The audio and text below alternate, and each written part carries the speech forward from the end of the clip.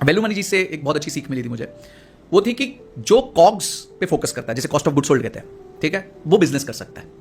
जो COGS of COGS में जाता है वो डिसरप्शन कर सकता है। तो अगर आप सिर्फ कॉग्स पे रुक जाए, हाँ जी मैं तो इतने में ये चीज खरीदूंगा, इतने में बेच दूंगा, तो आप बिजनेस कर लोगे, 10% 20% का मार्जिन कमा लोगे। पर जो चीज आपकी बन रही है उसकी आप निटिग्रिटीज में गए तो आप डिसरप्शन लेके आ सकते हो। और ये काम सबसे अच्छा हमारे देश में अगर कोई रियली करता है तो ऐसा नहीं लगना चाहिए मैं बीजेपी का प्रचारक हूं, वो अडानी और अंबानी के अलावा कोई नहीं है। I think they are the best at understanding cost structures. मैं जानता हूं, मेरे एक फ्रेंड है, उन्होंने सप्लाई किया रिलायंस को, बोलते वहां पे जो सप्लायर के साथ होता है आप सोच नहीं सकते। बोलते उसका बॉम्ब होता है बिल्स ऑफ मटेरियल, यानी अगर मैं किसी को फोन बेच रहा हूं तो फोन में क्या क्या लग रहा है, चिप लग रही है, रबड़ लग रहा है, ग्लास लग रहा है, सब।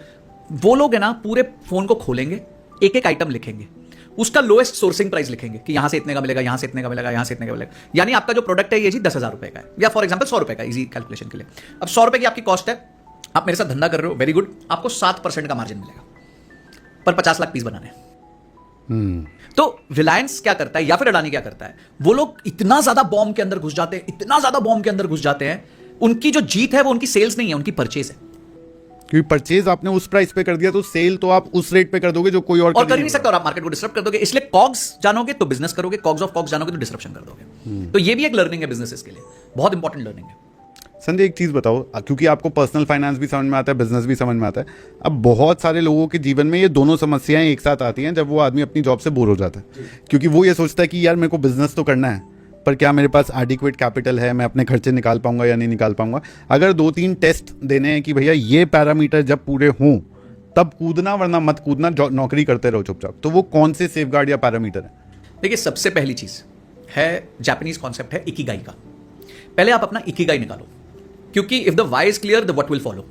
ये बहुत मतलब साइमन भाई ये जो कॉन्सेप्ट है ना, सॉरी, ये यूएस यूके के लिए तो बहुत बढ़िया है। मैं क्यों कह रहा हूँ, क्योंकि हमारे देश में ना देखो, सोशल सिक्योरिटी, हाँ, अगर मेरी नौकरी चली गई ना, मुझे कोई बचाने नहीं आने वाला है, ठीक है, मेरे दम पे और 3-4 लोग हैं घर पे, जिसमें से किसी का न्यूज़पेपर आता है, किसी का जो है राशन कोई खरीदने जाता है, कोई घर की जो डेली बेसिक नीड्स हैं वो पूरी होती हैं, कोई कभी अपना छोटा सा शौक पूरा कर लेता है कि भाई साड़ी ले आए या थोड़ी, वो सारी चीज़ें एक सैलरी से चल रही हैं। ये एक रियलिटी है 90% ऑफ मिडिल क्लास पॉपुलेशन की, जहां पर एक स्ट्रीम ऑफ इनकम है। ये कहना शायद आसान है, शायद सिर्फ और सिर्फ हम टियर 1 सिटीज़ की बात कर रहे होंगे अगर हम ये कहेंगे कि यार देखो जेनजी है, पापा ने पैसे कमाए हुए, वो एक बहुत छोटा ऑडियंस है। और वो वाला जो ऑडियंस है ना, वो थोड़ा सा अपने कंफर्ट जोन, उनको जब बिजनेस करना है वो सोचेंगे भी, राइट, उनके पास पैसा आ जाएगा, वो वैसे ही जो आपने एफ बोला ना, फ्रेंड्स फैमिली एंड फूल्स, वो उधर से जो है वैसे भी पैसा आ जाएगा। जो फंसता है इस डिसीजन में, वो लड़का फंसता है जिसके जो है फादर जो है रिटायर हो चुके हैं, गवर्नमेंट जॉब में, सेविंग जो थी उसकी पढ़ाई में लगा चुके हैं, माँ बाप उस पर डिपेंडेंट हो चुके हैं, वाइफ शादी हुई है अगर तो वाइफ घर पे ही है, और घर में बहन भी है जिसकी जो है शादी सर पे खड़ी है।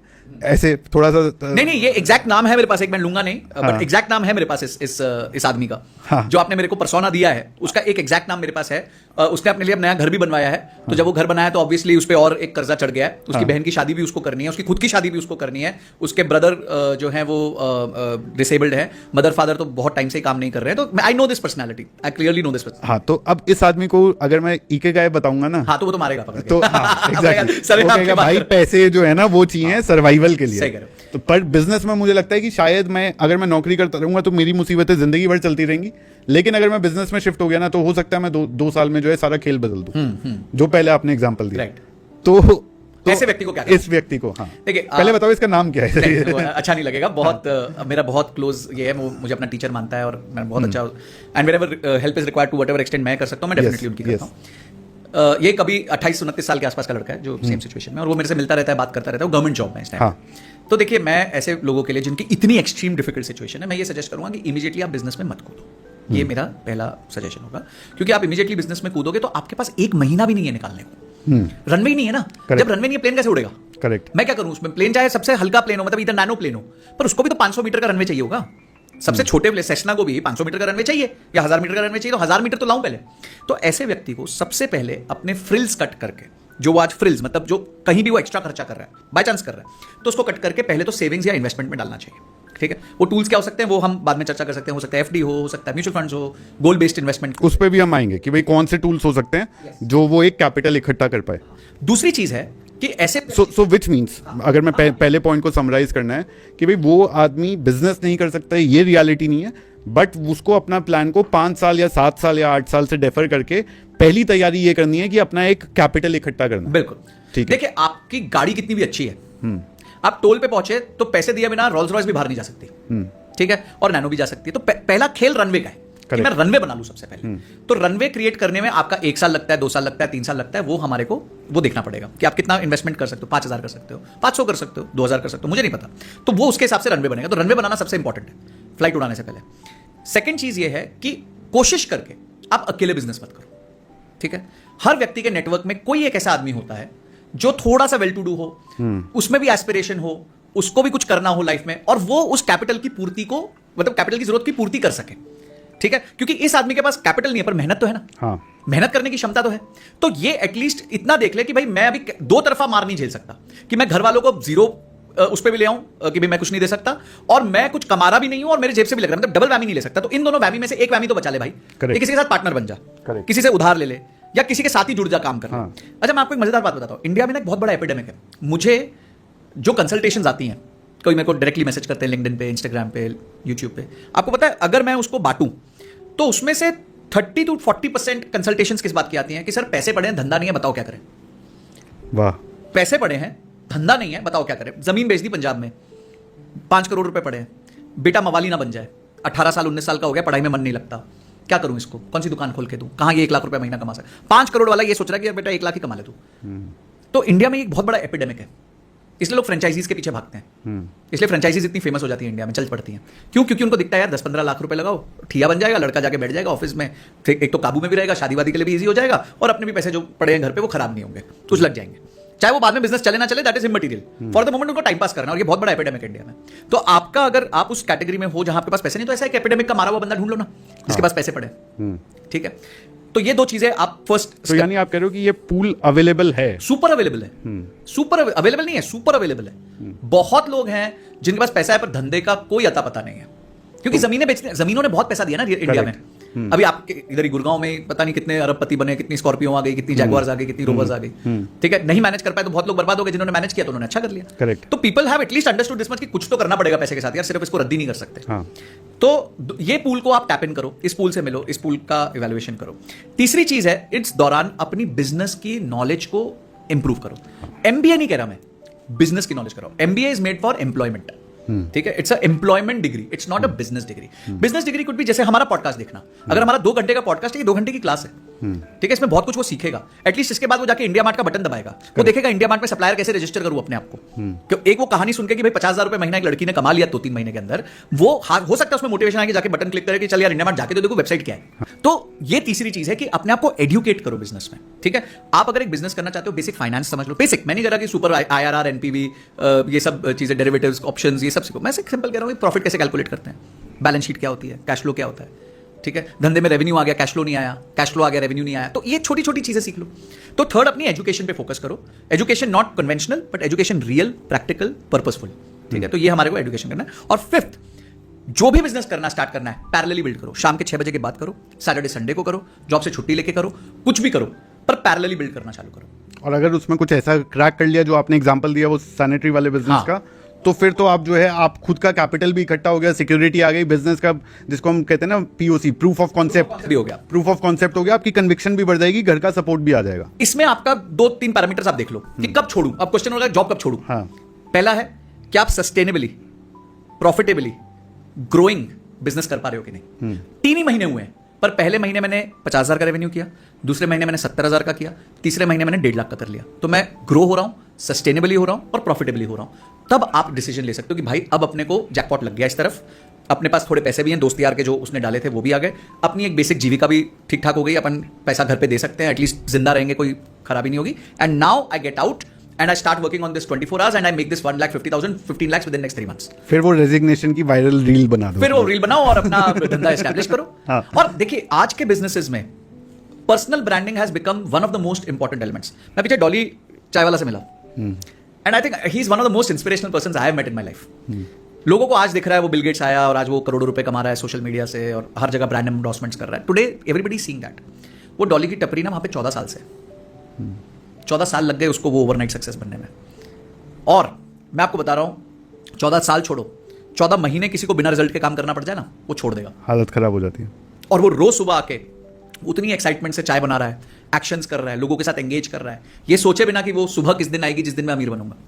और वो आ गई और आज वो जम के पैसा कमा रहा है। पर फिर भी आज वो अपनी टपरी पे जाता है, जब भी नागपुर में होगा 2-3 घंटे वहां जाके रहता है, ऑडियंस को मिलता है, सबको मिलता है, लोग आते हैं उसकी वीडियो बनाते हैं। अब तो हमारे लिए बड़ी बात होगी कि हम जाके मिलेंगे। हाँ। ठीक है, तो मुद्दा क्या है कि पर्सनल ब्रांडिंग एक बहुत इंपॉर्टेंट टच हो गया है। आज ही अगर आप पर्सनल ब्रांडिंग चालू कर दो तो धीरे धीरे आप अपने बिजनेस को उसका बहुत सॉलिड सपोर्ट दे सकते हो, आपकी मार्केटिंग कॉस्ट जीरो हो जाएगी। और आज सबसे बड़ा स्ट्रगल ही मार्केटिंग कॉस्ट है, जो टेस्ला मॉडल है। बिल्कुल, आज वो हीरो बना हुआ है, जो ओनर है वो खुद ही हीरो है। जीरो था मॉडल है, जीरो था में भी दोनों फाउंडर्स एकदम हीरो हैं मार्केट के। उन्होंने अपना पर्सनल ब्रांड बहुत अच्छा बनाया। It's a very well crafted strategy which they have made. Correct, कि भाई हम अपने आप को एज अ ब्रांड एस्टैब्लिश करेंगे, as a forerunner in this industry establish करेंगे।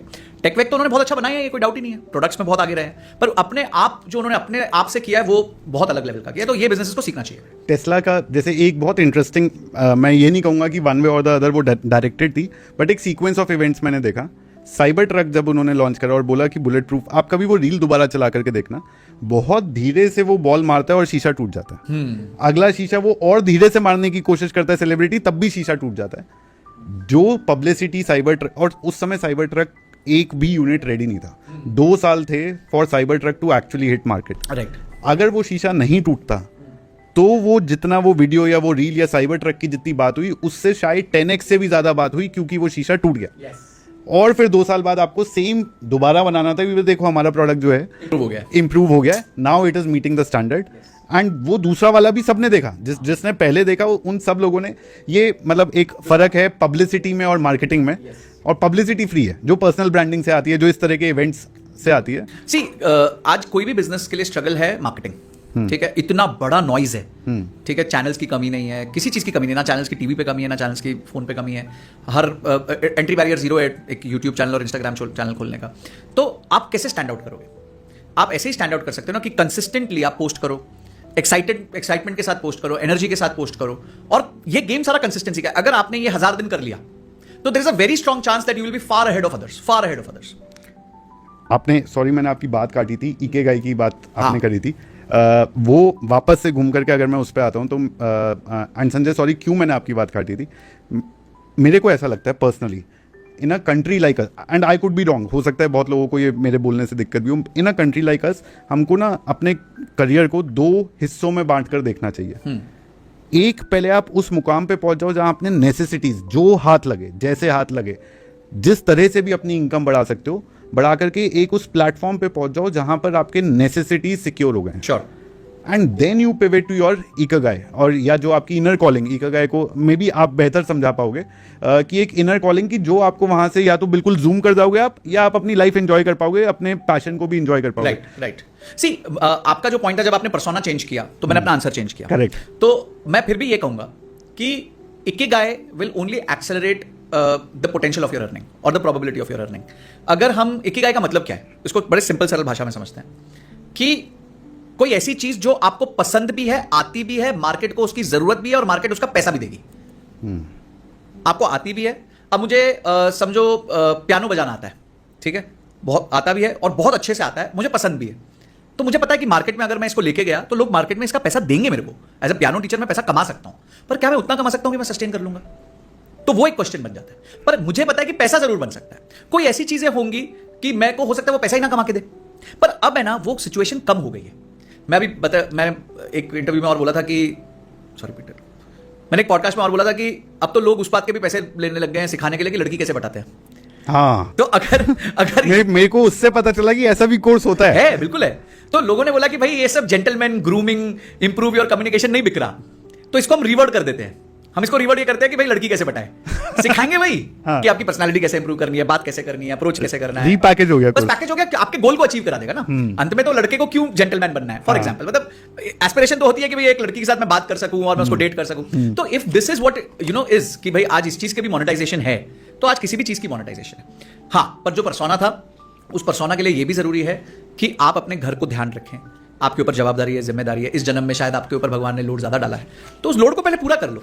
B happy about it, it's okay भाई। हम भी कोई एंटाइटल्ड फैमिली से नहीं आए, मैं भी बहुत स्ट्रगल वाली फैमिली से आया हूँ, ठीक है। बट धीरे धीरे बिल्ड किया। आज मैं 40 का होने वाला हूं, तो आज जो मैं कह रहा हूं वो एक 22 साल का लड़का सुन के ये नहीं सोच सकता कि यार ये तो कहना आसान है। मैंने वो 18 साल को जिया है, तो वो 18 साल में मैंने नौकरी भी करी है, वो 18 साल में मैंने काम भी किया है, मेहनत भी की है, घंटों घंटे मेहनत करी है, तब जाके आज आपके साथ इस चेयर पे बैठ के इस बातों पे मैं विषय पे बात कर पा रहा हूं। तो ये जो अचीव करना है उतना टाइम तो लगता ही लगता है।